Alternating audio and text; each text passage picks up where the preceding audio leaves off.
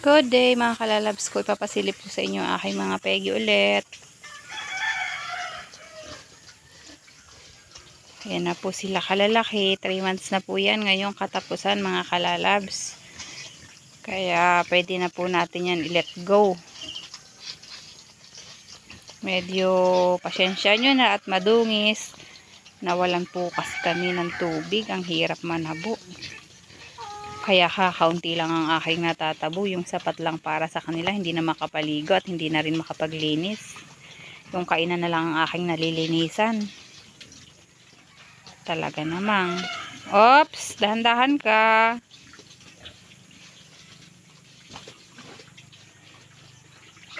Ayan.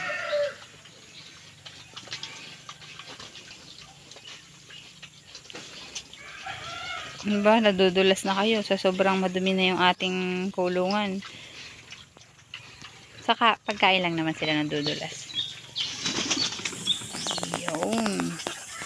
Pag naayos yung tubig mamaya, papaliguan ko kayo, no? Yan sila mga kalalabs. Sabi nila, ayon sa sabi-sabi ng mga magbababoy, kapag balangan daw na ganyan, ay mababa daw ang timbang. Malalaman ko nga bukas kung totoo nga ba yung sabi-sabing iyon. Matitisting.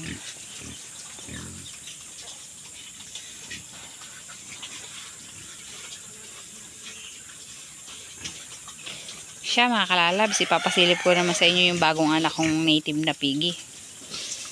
Mag-aaway pa kayo, huwag kayo mag-aaway, okay? Tara doon sa ano?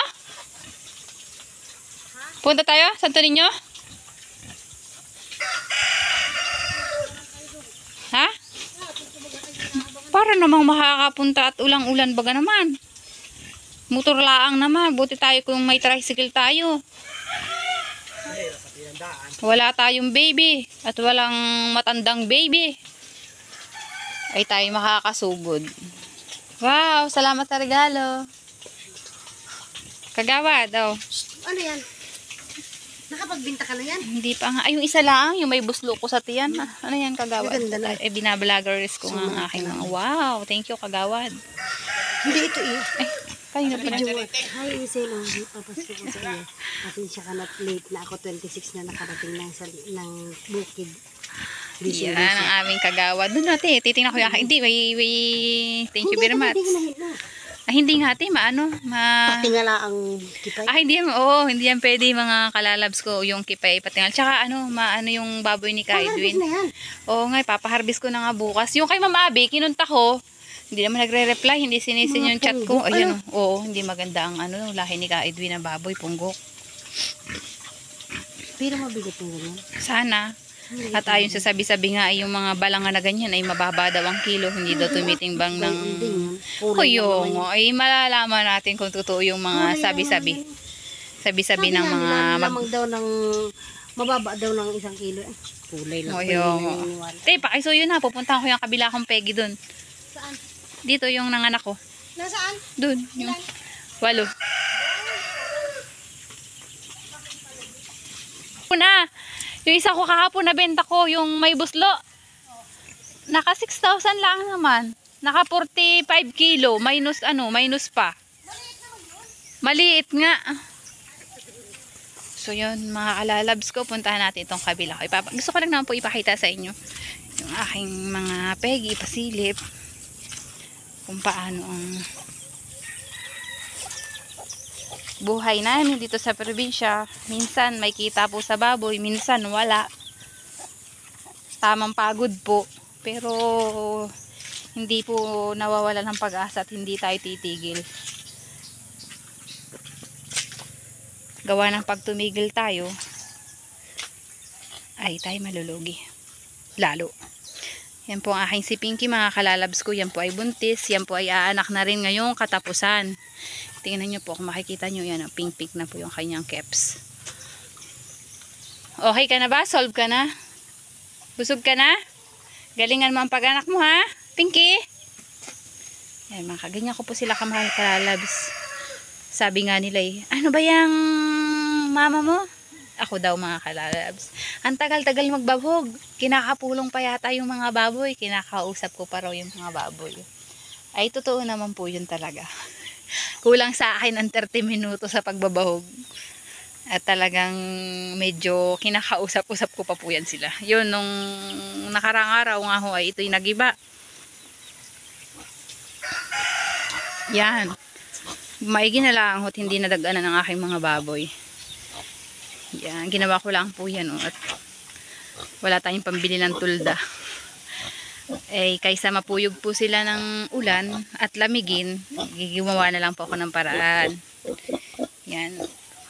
Pwede nyo rin po yung gawin sa mga baboy nyo na nanganganak, short sa budget, low budget tayo.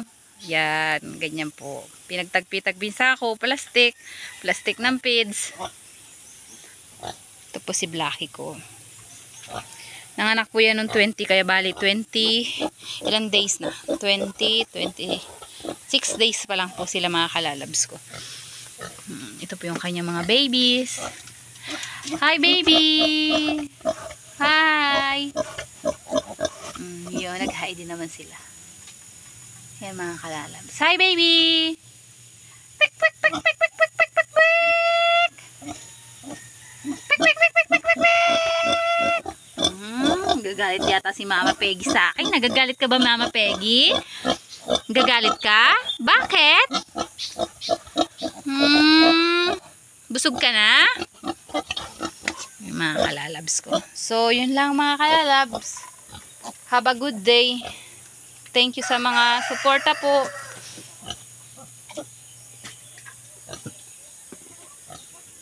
Yan.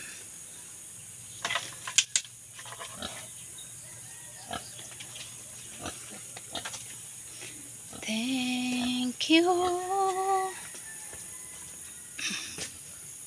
Wala pong tigil dito ang ulan eh. Sabi ko magbababay na ako pero hindi ako nagbababay. Walang tigil ang ulan po dito sa amin. Talaga namang pagpasok ng December ay yan, ganito ang amin pong panahon. Sobrang maulan.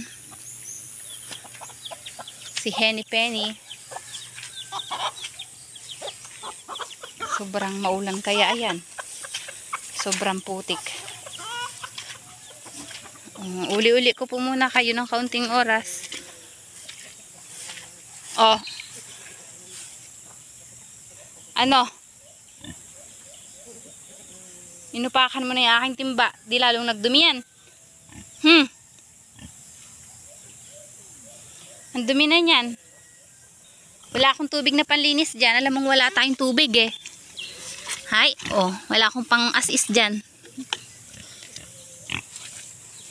Tumabulang ako dun sa labak mga kalalabs ko eh.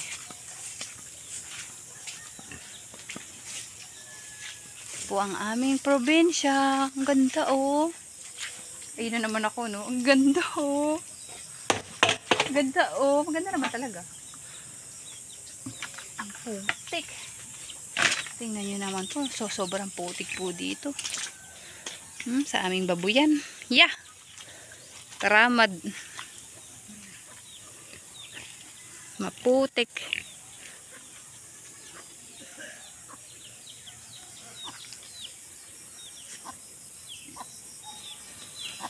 Yari tayo ng inay. Ang dumi na ng timba niya. Ginamit ko sa pagtabo. Mamaya ako nakukunin yung aking timba. So yan, pasyal-pasyal ko muna kayo ng kaunting oras. Para naman maghuhuli kayo ng baka? Maghuhuli kayo? Yan, nakawala yung kailang mga kabakahan eh. Yeah, putik.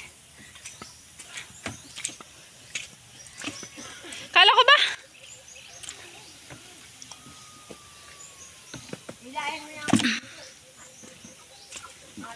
Naiwan ang aking bahugan dun, pati container. Ito ang aming bahay, mga kalalabs ko.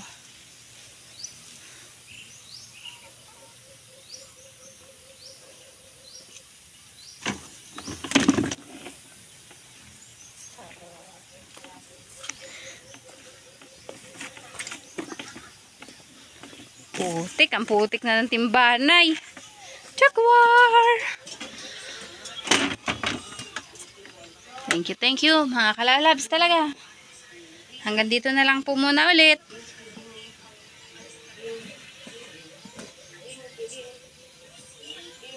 Bye-bye!